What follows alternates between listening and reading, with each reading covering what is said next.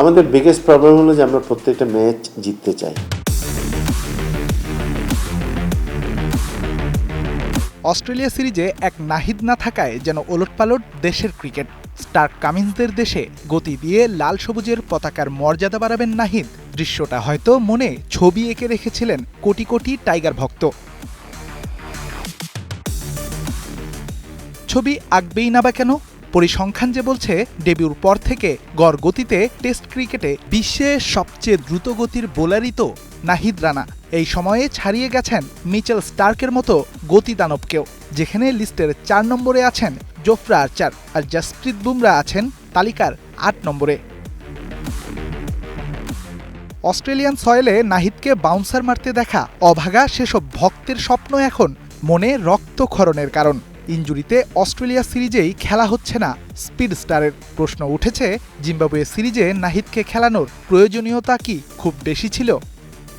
আমাদের biggest problem হলো যে আমরা প্রত্যেকটা ম্যাচ জিততে চাই। এটাও কিন্তু একটা কারণ আছে, কারণ যদি আপনি ম্যাচ হারেন তাহলে আমাদের যে মানে মিডিয়া, এটা কিন্তু এখানে অনেক কিন্তু জবাব দিতে হয়। এখানে প্লেয়ার, অফিসিয়ালস, বোর্ডে যারা আছে সবাই কিন্তু প্রেশারে থাকে এবং সব ম্যাচ জিততে চায়।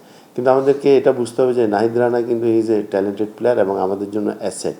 তো ওর ক্ষেত্রে কিন্তু আপনাকে অনেক যারা টিমের সাথে আছেন, আমার মনে হয় যে ওর ব্যাপারে অনেক ভালোভাবে সিরিয়াসলি কিন্তু সিদ্ধান্ত নিতে হবে কোন ম্যাচ খেলানো যাবে, কোন ম্যাচ খেলানো যাবে না। যদিও সম্প্রতি নাহিদের ওয়ার্কলোডের ব্যাখ্যাটা আরেক সাবেক শাহরিয়ার নাফিস দিয়েছিলেন ভিন্নভাবে। আপনি যদি খেয়াল করে দেখেন ভাই, নাহিদ রানা অস্ট্রেলিয়া সিরিজে টি-20 ম্যাচ খেলেছিল 19 তারিখে। ইনফ্যাক্ট 18 দিন পরে ও ফার্স্ট ওয়ানডে খেলে। ওখানে সে 10 ওভার বোলিং করে, তারপরে 6-এর পর 9 সে আরও 10 ওভার বোলিং করে। তার বোলিং ছিল 10-20 ওভার, ঠিক আছে। সো 20 দিনের মাথায় হি বোল্ড 20 ওভার। তারপরে টি-20 ম্যাচে 4 ওভার করে 24 ওভার, 25 ওভার বোলিং করার পর 25 ওভার 3 ম্যাচের পর ওর সাইড স্ট্রেন ইঞ্জুরিটা হয়। এখন খেলার মধ্যে দুইটা জিনিস আছে, টেকনিক্যাল যারা আছে, যারা মেডিকেল, তারা আরও বেটার বলতে পারবে। বাট আমার বেসিক আন্ডারস্ট্যান্ডিং যেটা, যে আপনি ওভার ওয়ার্ক করলেও আপনি ইনজুরি হতে পারে, আবার আপনি যদি আন্ডার ওয়ার্কও করেন সেক্ষেত্রেও ইনজুরি হতে পারে। অস্ট্রেলিয়ায় আনুষঙ্গিক পরিস্থিতি বাংলাদেশের বিপক্ষে, কিন্তু বিরুদ্ধ পরিস্থিতি টাইগারদের জন্য হয়ে আসতে পারে আশীর্বাদ হয়ে। বর্তমান বিশ্বে টেস্ট ক্রিকেটে দুনিয়ার দ্বিতীয় দ্রুতগতির পেস অ্যাটাক আছে নাজমুল শান্তর কাছে। তাই আসন্ন সিরিজেই অজিদের চমকে দেওয়ার সুযোগ হাসান মাহমুদ, তাসকিন আহমেদদের সামনে।